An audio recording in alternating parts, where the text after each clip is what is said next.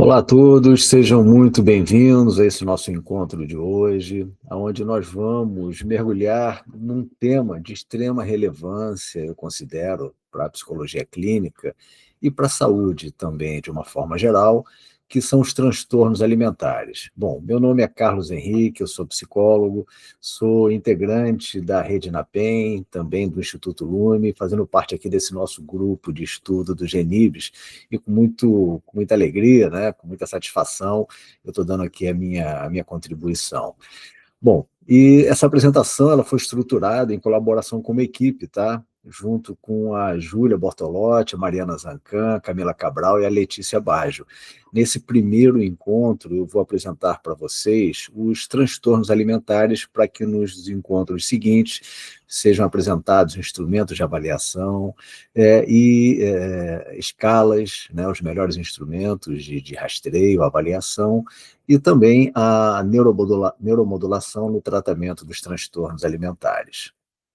Bom, o itinerário que eu pretendo percorrer com vocês hoje é quatro pontos principais que vão nos dar uma base sólida sobre esse tema.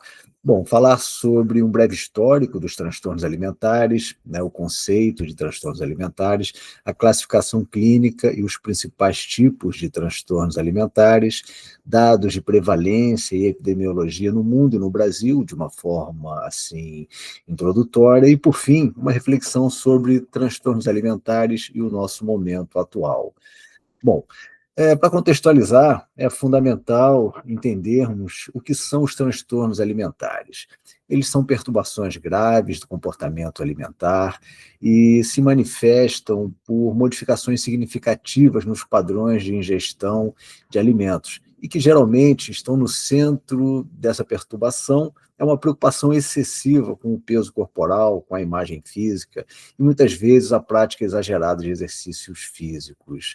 De uma forma geral, esse é o desenho, né, que envolve ali a pessoa com um transtorno alimentar. É importantíssimo a gente reconhecer que, quando presentes, os transtornos alimentares eles podem gerar prejuízos importantes à saúde física e mental, e podem, inclusive, colocar a vida em risco, né? Não é incomum o desfecho ser uma tentativa de tirar a própria vida, uma tentativa de suicídio. Bem, epidemiologicamente falando, nós observamos uma maior prevalência entre as mulheres, particularmente na adolescência. E é comum a comorbidade com quadros de ansiedade, depressão e uso de substâncias psicoativas. Embora, minha gente, o reconhecimento dos transtornos alimentares como entidades clínicas distintas seja relativamente recente, o comportamento alimentar disfuncional tem raízes históricas. Pensem na anorexia nervosa. Tem relatos lá que remontam à Idade Média, frequentemente associados a práticas de jejum religioso, o que era chamado na época lá de anorexia mirabilis. Bem, no entanto, a descrição moderna e a classificação nosológica da anorexia nervosa e da bulimia nervosa só ocorrem de fato lá nos séculos XIX e XX. A bulimia nervosa, por exemplo, ela foi, né, formalmente reconhecida apenas na década de 70. O desenvolvimento do DSM foi muito importante, né, do Manual Diagnóstico e Estatístico de Transtornos Mentais, foi muito importante e padronizou o diagnóstico que nós usamos até hoje. Bem, falando sobre o modelo etiológico multifatorial, a literatura atual ela nos mostra que a etiologia dos transtornos de ansiedade é bem complexa, privilegiando um modelo multifatorial. Não se trata de uma causa única, mas sim de uma interação de fatores. E aí a gente traz aqui os fatores genéticos e neurobiológicos, onde existem evidências de predisposição hereditária e alterações funcionais em circuitos cerebrais de recompensa, né? Controle inibitório e interocepção. Bem, e também, né, fatores ali psicológicos, traços de personalidade, como o perfeccionismo e a impulsividade também envolvidos. Como fatores familiares e socioculturais, a pressão estética, a influência da mídia, e aí a gente fala principalmente do nosso momento atual, Esses são fatores ambientais, eles são poderosos, que modulam a expressão fenotípica, especialmente em indivíduos com vulnerabilidade genética. Agora, né, nesse próximo momento, nós vamos nos aprofundar um pouco na classificação clínica. E eu vou seguir aqui a estrutura do DSM-5, e é importante o revisado, né? E é importante que, né, todos nós que trabalhamos ou temos interesse em trabalhar com saúde mental, que a gente entenda, compreenda e domine esses critérios diagnósticos. Nós vamos falar aqui basicamente sobre 8 transtornos, né, que são descritos ali no DSM.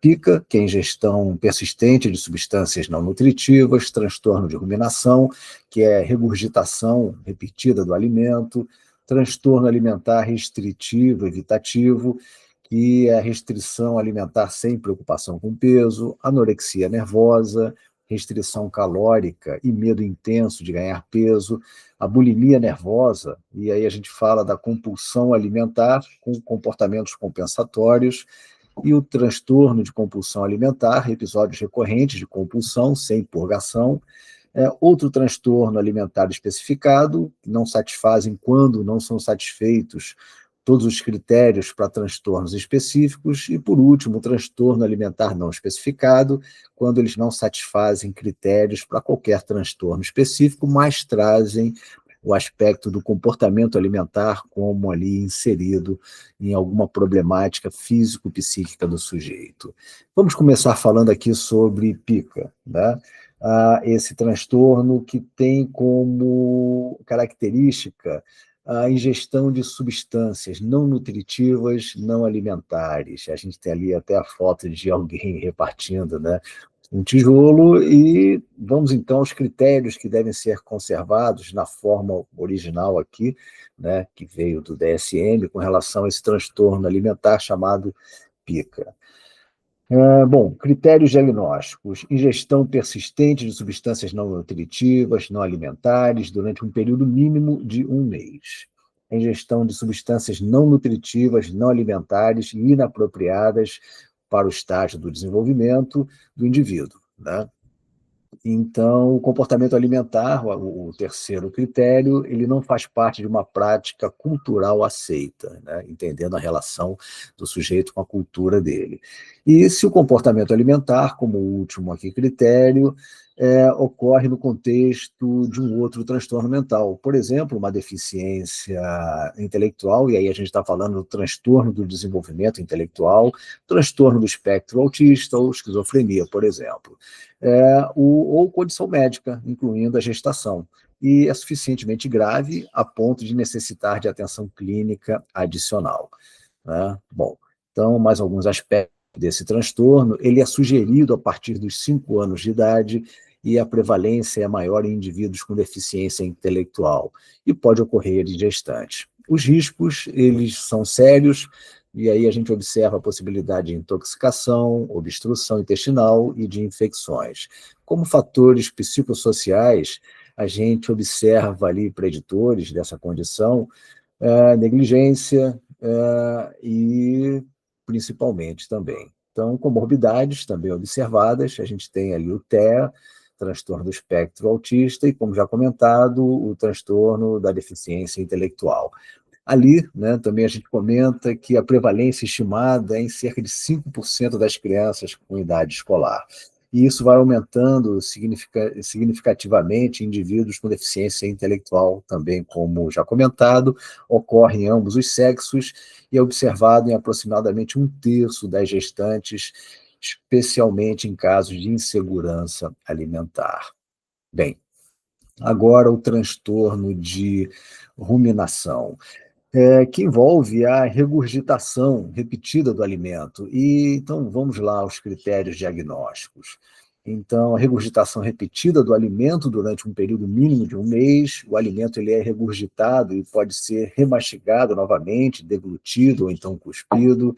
E essa regurgitação repetida, como segundo critério, não é atribuível a uma condição gastrointestinal ou a outra condição médica, por exemplo, o refluxo gastroesofágico, estenose do piloro, né? Como terceiro critério agora. A perturbação alimentar não ocorre exclusivamente durante o curso da anorexia nervosa ou a bulimia nervosa, transtorno de compulsão alimentar ou transtorno alimentar restritivo evitativo, que nós vamos ver daqui a pouco. E como quarto critério, né, se os sintomas ocorrem no contexto de um outro transtorno mental, e se eles são suficientemente graves para justificar a atenção clínica, como, por exemplo, novamente, a deficiência intelectual ou outro transtorno do neurodesenvolvimento, né, até entre ele. A estimativa é de 1 a 2% em crianças em idade escolar, isso numa pesquisa na Europa. É mais comum em indivíduos com a deficiência intelectual, em lactentes, ou seja, crianças ainda se alimentando somente do leite materno. E o curso ele pode ser espontaneamente resolvido, observa-se isso. Mas também pode ser prolongado e potencialmente fatal. Então, é um transtorno que merece também bastante atenção. Fatores de risco: problemas psicossociais, como a negligência, falta de estimulação, situações de vida estressantes, a gente fala do meio, né, principalmente a família, e pode ocorrer em comorbidade com transtorno de ansiedade generalizado. Bom, como um próximo transtorno alimentar, o transtorno alimentar restritivo evitativo, ou TARI. É um diagnóstico mais recente, e ele se manifesta como uma falha persistente em satisfazer as necessidades nutricionais, mas sem a preocupação com peso e forma corporal, como pode ser observado ali na anorexia e na bulimia. Então, os critérios diagnósticos, né, apresentados aqui: perturbação alimentar, por exemplo, a falta aparente de interesse na alimentação ou em alimentos, esquiva baseada nas características sensoriais do alimento, preocupação acerca de consequências aversivas alimentar e manifestada por fracasso persistente em satisfazer as necessidades nutricionais. Então, a gente percebe aqui um problema na nutrição. Ou energéticas, apropriadas, associada a um ou mais dos seguintes aspectos a seguir: perda de peso significativa, deficiência nutricional significativa, dependência de alimentação enteral ou suplementos nutricionais, interferência marcante no funcionamento psicossocial. Isso tem que estar envolvido. Como um segundo critério, a perturbação não é mais bem explicada por indisponibilidade de alimento ou por uma prática cultural aceita na sociedade do sujeito. Como terceiro critério, a perturbação alimentar não ocorre exclusivamente durante o curso da anorexia ou bulimia nervosas. E não há evidência de perturbação na maneira como o peso ou a forma corporal é vivenciada. Como último critério, a perturbação alimentar não é atribuível a uma condição médica concomitante, ou mais bem explicada por algum outro transtorno mental. Quando a perturbação alimentar ocorre no contexto de uma outra condição ou transtorno, a sua gravidade excede a habitualmente associada à condição ou ao transtorno e justifica a atenção clínica adicional. Bom, e aí, ainda falando sobre TARI, o transtorno alimentar restritivo evitativo, a prevalência. Um estudo na Austrália indica uma frequência de 0,3% em indivíduos com 15 anos ou mais, né? E comorbidades frequentes, nós observamos ali transtornos de ansiedade, TOC, TEA, TDAH e deficiência intelectual. E histórico de condições gastrointestinais e refluxo gastroesofágico. Bem, anorexia nervosa. Talvez o transtorno alimentar mais conhecido. O ponto central aqui é a restrição calórica e o medo intenso de ganhar peso. Critérios diagnósticos simples e objetivos: restrição de ingesta calórica em relação às necessidades, levando a um peso corporal significantemente baixo no contexto de idade, gênero, trajetória do desenvolvimento e saúde física. Peso significativamente baixo, definido como um peso que é inferior, essa é uma definição importante, isso aí foi modificado no DSM-5, para o 5 revisado, eu vou até repetir aqui: peso significativamente baixo é definido como um peso que é inferior ao minimamente normal, ou, para crianças e adolescentes, inferior ao minimamente esperado, o que é determinado pelo julgamento clínico. Essa foi a modificação do 5 para o 5 revisado. Segundo critério, diagnóstico: medo intenso de ganhar peso ou de engordar, ou comportamento persistente que interfere no ganho de peso, mesmo estando com peso significativamente baixo. Terceiro critério diagnóstico: perturbação no modo como o próprio peso ou a forma corporal são vivenciados, influência indevida do peso ou da forma corporal na autoavaliação ou ausência persistente de reconhecimento da gravidade do baixo peso corporal atual. Bom, e mais aspectos e características da anorexia nervosa, e nós colocamos aqui 2 subtipos, do restritivo e compulsão alimentar purgativo.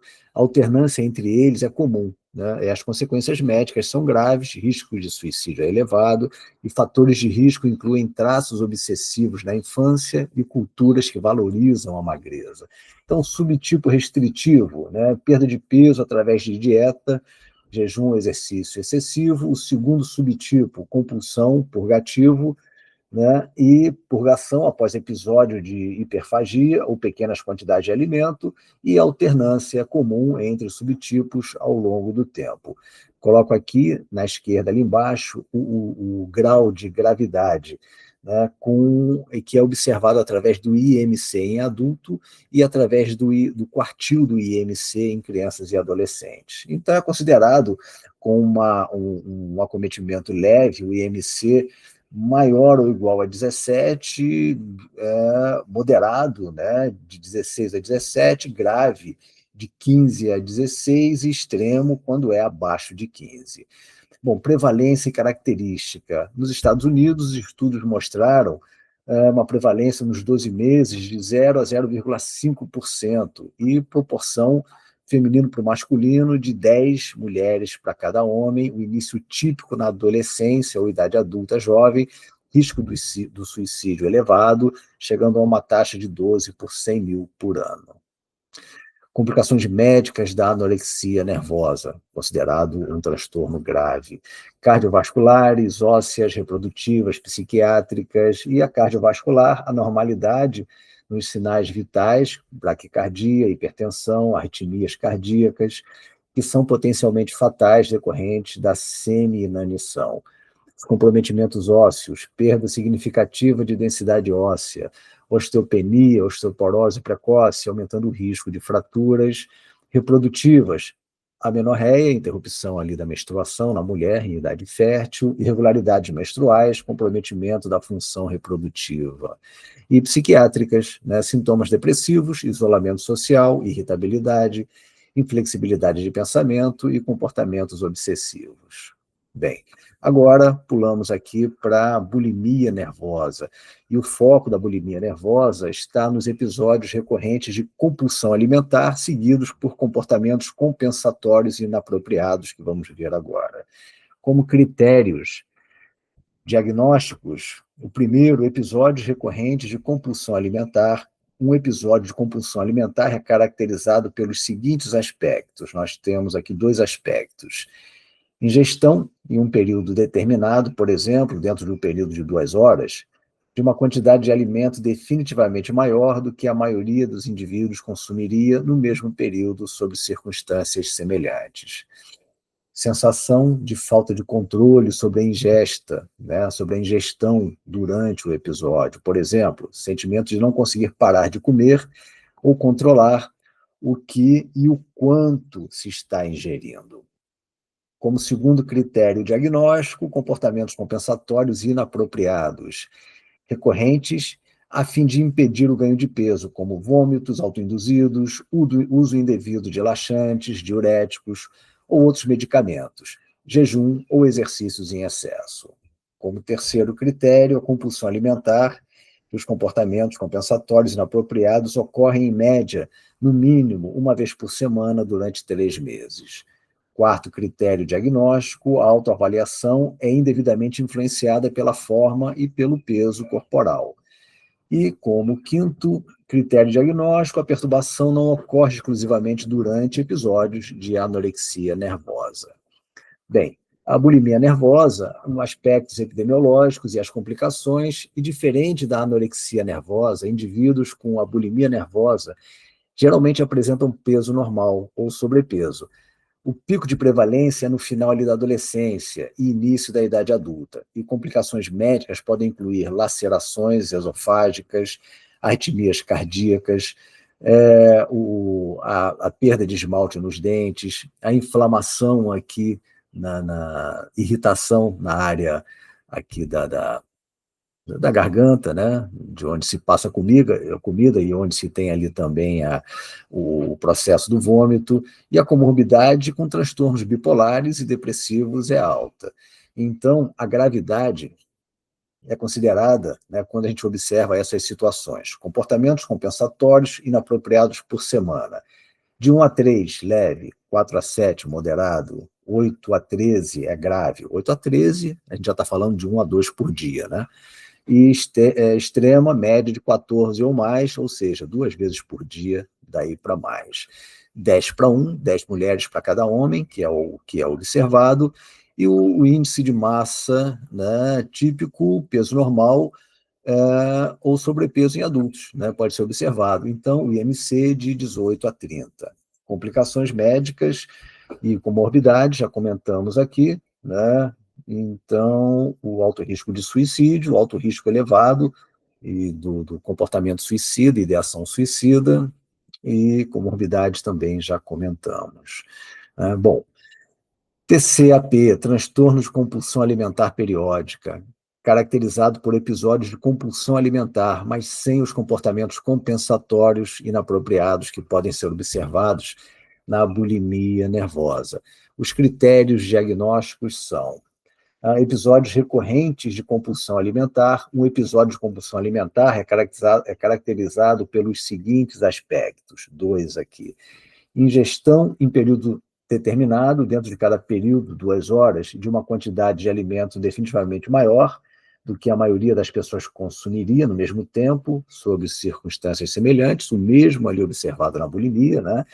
E 2, sensação de falta de controle sobre a ingestão durante o episódio, não conseguir parar o quanto e o que se está comendo. Então, a compulsão, repetindo aqui o conceito da compulsão alimentar, e eles estão associados a 3 ou mais dos seguintes aspectos: comer mais rápido do que o normal, comer até se sentir desconfortavelmente cheio, comer grandes quantidades de alimento na ausência da sensação física da fome, comer sozinho por vergonha do quanto se está comendo, sentir-se desgostoso de si mesmo, deprimido, muito culpado em seguida a esse comportamento. Bem, o transtorno de compulsão alimentar, critérios diagnósticos, ainda continuando, né? Sofrimento marcante em virtude de compulsão alimentar. Os episódios de compulsão alimentar ocorrem, em média, ao menos uma vez por semana durante 3 meses, e a compulsão alimentar não está associada ao uso recorrente de comportamento compensatório inapropriado, como na bulimia, né? E não ocorre exclusivamente durante o curso da bulimia ou anorexia. Então, a gravidade é medida pela frequência dos episódios de compulsão alimentar por semana, né? De 1 a 3, leve; 4 a 7, moderada; 8 a 13, grave; extrema, 14 ou mais. E o transtorno de compulsão alimentar é distinto da obesidade, embora seja frequentemente associado a ela em quem busca tratamento, né? Bom, uma diferença importante é que no transtorno compulsivo alimentar, a dieta geralmente segue o desenvolvimento da compulsão alimentar, e não o contrário. E é comum a comorbidade com transtornos bipolares, depressivos e de ansiedade. Bom, outros transtornos alimentares. Outro transtorno alimentar especificado, né, é quando os sintomas causam sofrimento clinicamente significativo, mas não satisfazem todos os critérios para o transtorno específico. E o transtorno alimentar não especificado, apresentações em que sintomas característicos causam sofrimento clinicamente significativo ou prejuízo funcional, mas não satisfazem critérios para qualquer dos transtornos específicos, né, na classe diagnóstica de transtornos alimentares. Agora, um pouquinho de prevalência global dos transtornos alimentares. A gente pode observar aqui, né, que 0,3% da população no Brasil, isso aqui são dados de 2021, da Global Burden of Diseases, né, e eu coloquei aqui como comparação a Groenlândia, 0,5%, 1% da população na Austrália, 0,4% da população, e essa parcela de pessoas com transtorno alimentar está incluindo aqui somente a anorexia e a bulimia, tá? E no último ano, e esses diagnosticadas ou não, com base em inquéritos representativos, dados médicos e modelagem também. A gente tem aqui, agora, um percentual da população com perturbação alimentar por idade no mundo. Eu achei isso aqui interessante no mundo, porque a gente pode ver de 5 a 14 anos, de 15 a 19 anos, uma incidência maior aqui de 20 a 24 anos. Né? Então, isso aqui é o percentual estimado de pessoas com perturbações alimentares, apenas anorexia e bulimia nervosas, no ano passado, que tenham não sido diagnosticados. Pesquisas, dados médicos ou modelagem. E a gente percebe aqui que a idade que precede a faixa etária mais acometida é exatamente aqui o final da adolescência e início da fase adulta. Né? Então, vou botar aqui o marcador. Nesse estágio aqui, pula-se para esse estágio aqui. Então, o quanto esse estágio é importante para predizer esse próximo estágio aqui. Isso aqui é no mundo. Isso aqui, esse próximo é no Brasil. Então, eu vou alternar aqui no mundo, no Brasil. No mundo, no Brasil, e a gente vê uma semelhança dessa problemática no mundo e no Brasil. Bom, transtornos alimentares na atualidade. O que a gente observa, isso já foi comentado em algum ponto nos transtornos alimentares, mídias sociais, o impacto das redes sociais e padrões estéticos globais na percepção corporal, a pressão que se recebe por conta da relação com as mídias sociais, os efeitos da pandemia, né, alterações em hábitos alimentares e acesso a serviços durante a pandemia de Covid, origem emocional, baixa autoestima, ansiedade, depressão, traumas e dificuldade com o próprio corpo, também como um aspecto psicossocial envolvido ali na atualidade. A gente sabe que hoje a gente observa índices crescentes de ansiedade e depressão na população como um todo, novas populações, visibilidade crescente em populações masculinas e não binárias, também é um aspecto novo que acaba exigindo do aspecto psíquico de cada indivíduo, e fatores de risco, como a pressão estética, bullying, transtornos emocionais, como ansiedade e depressão, isso aqui já comentado. Bom, esse dado reforça a importância de um olhar atento à base, à estrutura inicial, à família, da escola também, e da rede de apoio para identificar comportamentos preocupantes o quanto antes, uma vez que transtornos alimentares, muitos deles, às vezes, só são percebidos quando já num estágio avançado no sujeito. Bom, transtornos alimentares emergentes, o que a gente observa? Não catalogados nos manuais psiquiátricos, mas a ortorexia, preocupação exagerada com o que se come, levando a uma obsessão para sempre comer de forma certa, com alimentos saudáveis, extremo controle de calorias e qualidade de uma forma obsessiva. A vigorexia, né, também conhecida como transtorno dismórfico muscular, ou síndrome de Adonis, obsessão por ter um corpo perfeito, levando a uma prática exagerada de exercícios físicos. A síndrome de gourmet, um distúrbio raro, mas ele é caracterizado, né, por preocupação excessiva com a preparação do alimento, desde a compra dos ingredientes até a forma que ele será servido. A pessoa come em excesso e tem obsessão pela comida. Transtorno alimentar noturno, né? Síndrome do comer noturno, falta de apetite durante a manhã, compensada por grande ingestão de comida durante a noite, acompanhado de insônia. Diabulimia, transtorno grave em pessoas com diabetes, principalmente a tipo 1, a pessoa diminui ou não toma a dose adequada de insulina para regular o açúcar no sangue com o objetivo de perder peso. Bem, eu trouxe aqui para vocês, deixa eu só retirar aqui a apresentação. Eu trouxe aqui para vocês a primeira parte sobre transtornos alimentares, para que na sequência possamos estudar instrumentos, escalas, a avaliação dos transtornos alimentares e o tratamento com neuromodulação não invasiva. Muito obrigado e até a próxima.